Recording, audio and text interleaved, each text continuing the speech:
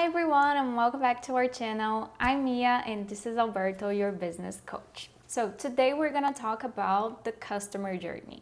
Alberto, why is this important? This is super important, Mia, because in the end of the day, companies only survive when they're able to retain customers, right? Like successful companies can build sales and continue building sales, right? Companies that fail, they can build sales once, but if they cannot retain their customers, they end up going out of business. So now let's break it down into key stages and give you actionable steps.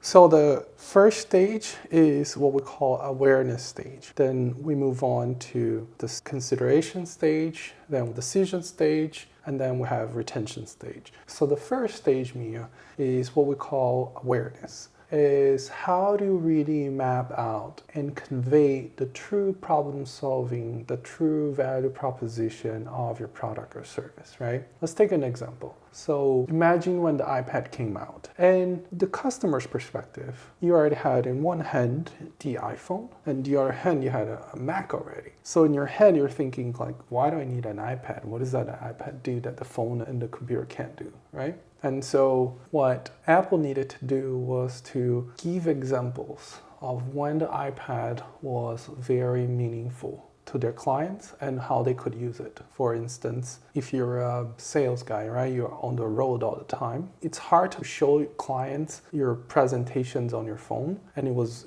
extremely impossible to take a computer and show a big Mac screen monitor your presentation. So having a bigger screen as an iPad was extremely helpful to these sales guys. On the other hand, you could have, what we call sales catalogs, and that thing was like heavy. You needed to print. Edits were super easy back in the day, so then every time that you saw a mistake, you'll probably need 6 months to get a new version. But with the iPad, you could, make the change instantly and have your sales guy editing and doing the updates in a very easy way. And so the awareness stage is where you show what is the problem that you're solving, what is the category you're creating, what is the value proposition you're giving. Okay, so let's take me for example. When I'm modeling and I have to go to a casting, especially in Europe, they ask to see my portfolio, and I either take a big book that is very heavy and it hurts my shoulder, or I take something else, something that it's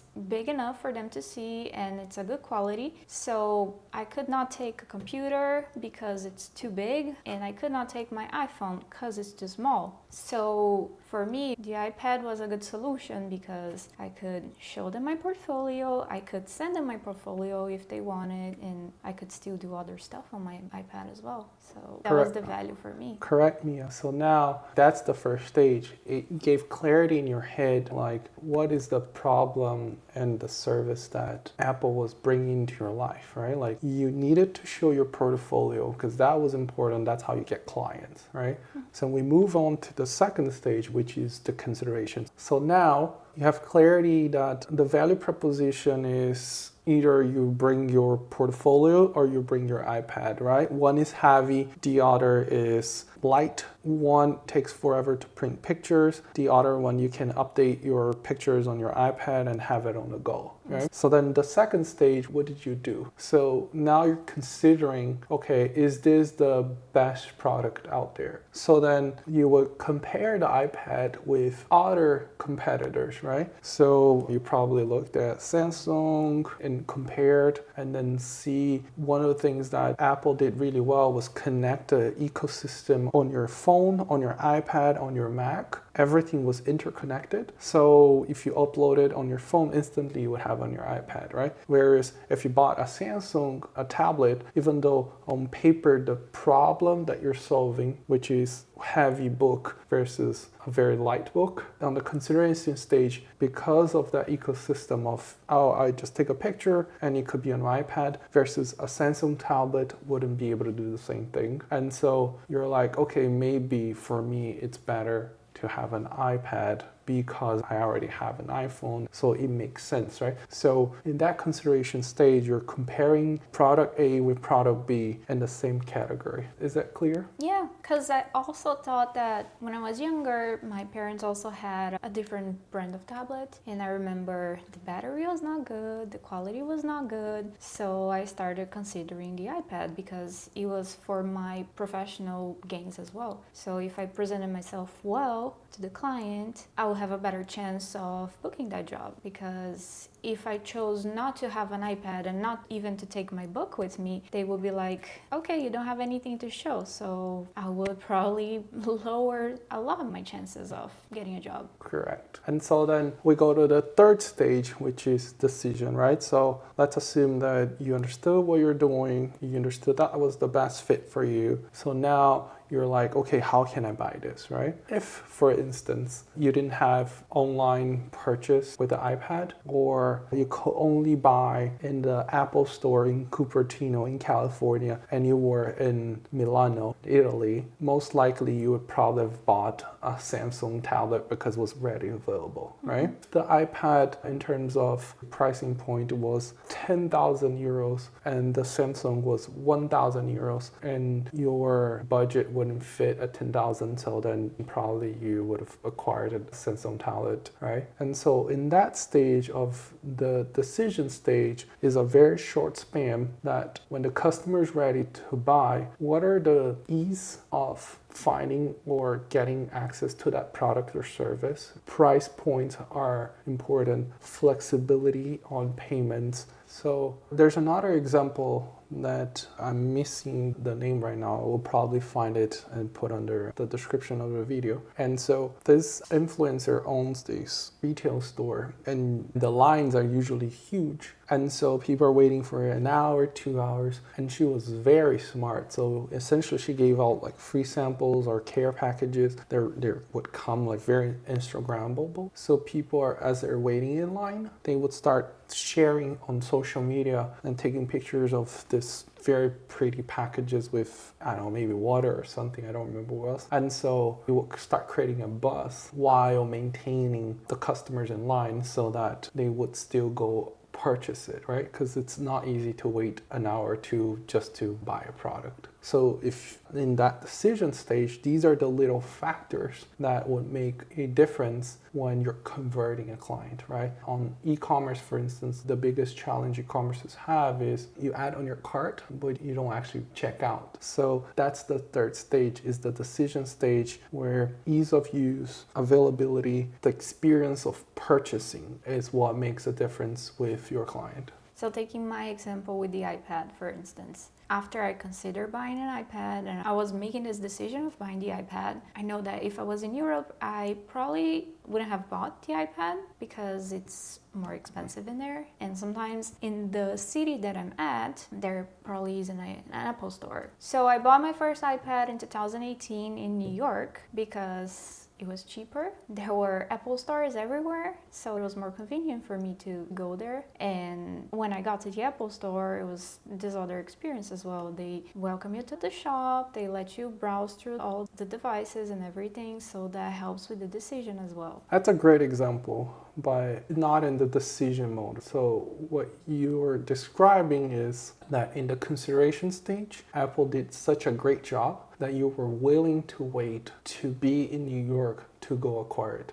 Like that strategy, that value, that proposition that Apple had was so strong with you that you were willing to wait from the time that you're in Europe when you would be in New York and then go to the store and acquire it. And it was okay for you to wait like 3 months before you acquire it.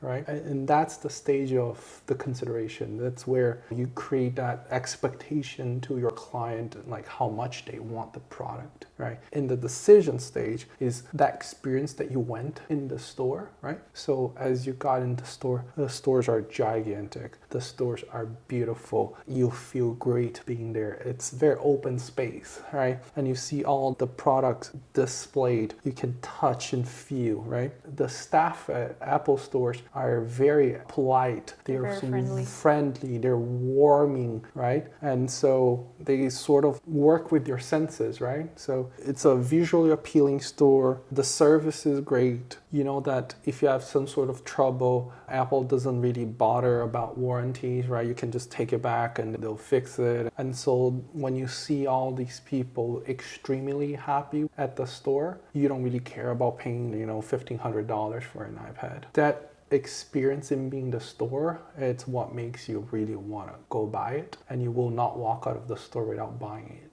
Mm-hmm. And so that's the decision part. When you go into the store, that experience that you have, even the moment you're looking at, because it's $1,500, you're okay because you're really excited about it. Mm-hmm. So in the end, that decision process is where you have to understand, are you offering the best purchase experience? Are you offering purchase flexibility options? Are you offering convenience, accessibility? And so that's the decision stage. And then the next stage is what we call retention stage. That's where the experience with the product or the service was so great that customers are willing to become what we call brand ambassadors. So let's take, for example, your Apple example. When you acquire that product, you eventually become their spokesperson, right? Because when someone's looking at you with an iPad, they're like, oh, wow, do you like it? How's your experience so far? You don't think twice about telling them, I love it, right? It's the best decision I ever made, and it is so convenient and changed the way I work. And so without knowing, you're actually becoming a sales rep for the company just because you love the product and service so much, right? And then it's the same case with restaurants. Everyone looks for recommendations where to go to eat, and without knowing, you're actually saying, hey, you should go to this place if you want to have the best pizza,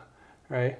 Or even books. You say, hey, you should read this book because it's going to blow your mind, right? Without knowing, you're actually helping them sell. And that's what's made companies successful, is when they're able to convene the right problem solution. They give the best purchase experience so that customers are retained and they become what we call the brand ambassadors. And I believe I was an ambassador for Apple after I bought my iPad because, my other model friends, they saw me with an iPad and they were carrying their big, heavy books all around the city. And most of them also bought an iPad. So I guess if I was an Apple affiliate, I would have gotten commissions. Correct. So in the end of the day, mapping this customer journey, having full clarity on what is that the problem you're solving, we'll call that awareness stage, right? What are the differentiation and segmentation and value proposition that you have with the competitors? Have that clarity. That's what we call consideration stage. And then having the best purchase experience, that's what we call your decision stage. And when the three first steps are really well done, the fourth step is when customers actually start working for you as a business owner. And you also retain them because they will also want to change their iPad for the new iPad or their iPhone for the new iPhone. Correct. And then same as if you have the best croissant in whole New York City, you know that tomorrow someone else is going to come because they know that you're the best. Yeah, or because they saw on Instagram a friend posting and like, oh, it's the best croissant in New York, so I'm gonna check that out. Correct. Well, this is great. I think I really learned something today that I probably didn't put much thought on it before, but now it totally makes sense for me.